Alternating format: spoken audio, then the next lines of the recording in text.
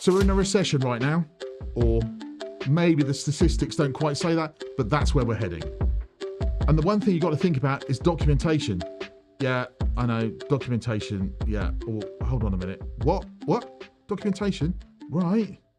So we're in a recession right now. Statistics might not say that, but that's where it's all heading.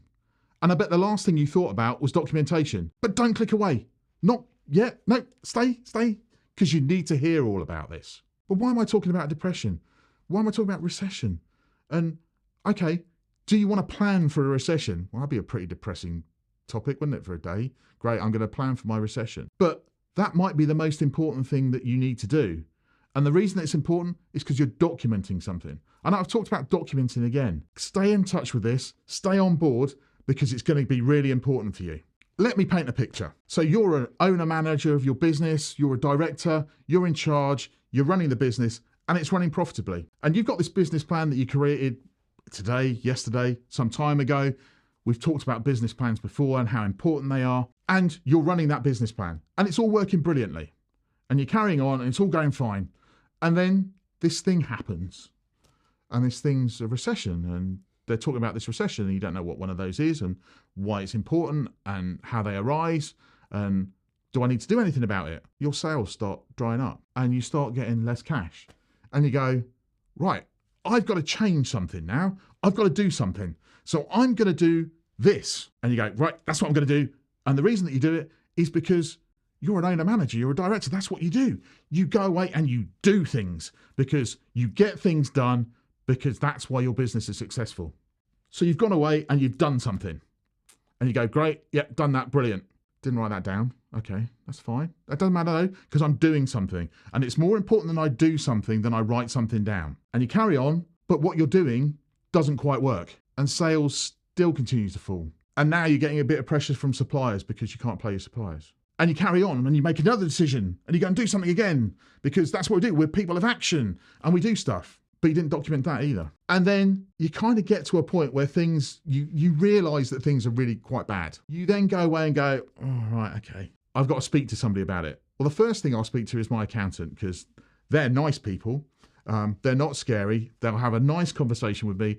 It'll all be fine. They'll pat me down, do all of that stuff, and I'll go away quite happy. And my accountant goes, yeah, okay. Understand what you're saying. You've done lots of different things about it. That's all great. But I think you need to take some proper advice about that. I think you need to talk to an insolvency practitioner. Ooh, that's scary. Insolvency practitioner. Oh, that sounds bad words. Insolvency practitioners are not scary people. They have a very important role in a process. But their whole role is they want to help you. They don't want to close your business down. Ultimately, that's where insolvency might lead. They don't want to do that. They want to help you through a process that is particularly challenging to you now. And they then say to you, okay, that's great. Let's have a talk. You explain all their problems. You go, okay, fine. Yeah, understand what you've done. Understand why you've done that. That's fine. So you've documented that, haven't you? You've written that down. Maybe not. Well, what do you mean you didn't document it?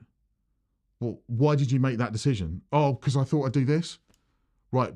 But did you write that down at that point? No, I didn't do that. And the concern from an insolvency practitioner's point of view at that point is, did you make the right decisions at the right time? And they're not trying to get you to write a legal document that's 75 pages long that goes into every single piece of analysis, decision, risk-making, whatever it happens to be. All they want to be able to say and you to be able to do is to be able to go, right, look, on this day, I realised that there was this problem. This is what I'm going to do about it. And this is the expected consequence. Now, nobody can question you at any point about that or say you've done the wrong thing because you've documented what you tried to do and why. What you haven't done is stick your head in the sand and go, oh, glass is coming off. And what that then means is, oh, I've not done anything. I've not thought about it. By documenting something, you're not just saying, yes, I realise that there's a problem. This is what I'm going to do about it. You're protecting yourself from what might happen in the future. And why is that important? Because that stuff in the future is about maybe trading insolvently. That's a criminal offence. That's really bad. You don't want to get to that point. You don't want somebody turning around and saying, oh yeah, I used that money to go and do this and I didn't think why. I just did it. So the documentation becomes really important, and it becomes important because it's a file of info. That could be a file on your computer, on your Mac, on your phone. It could be a voice memo. It could be anything. And it's just stored away for a rainy day. And you hope that rainy day never comes. Because if that rainy day does come, that voice note, that documentation, that whatever it happens to be, is going to become really important in the journey that you then need to go through. And when I talk to insolvency practitioners, that's the biggest thing that they say. Just make sure you document it.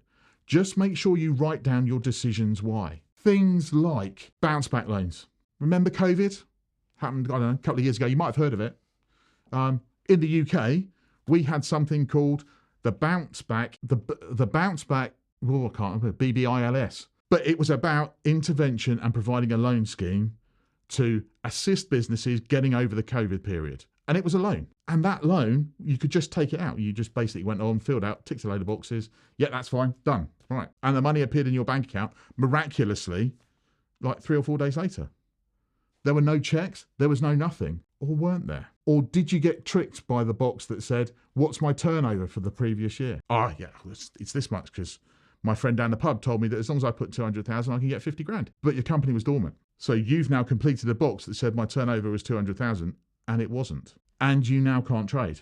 And that bounce back loan you've used and you've taken that to promote your business in hot tub purchases or electric vehicles or whatever you've done with it. Lots of people use these loans for business purposes. Some people didn't. It only becomes a problem when you can't repay the loan. And if you don't have that documentation that says my turnover was 200,000, the first thing that somebody's going to turn around and say is, where's that documentation?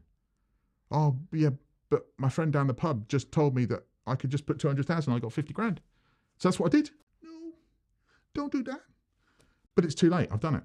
And then the problems start arising. And you're only under pressure at that point because you can't repay the loan, but suddenly somebody is questioning your decision-making process.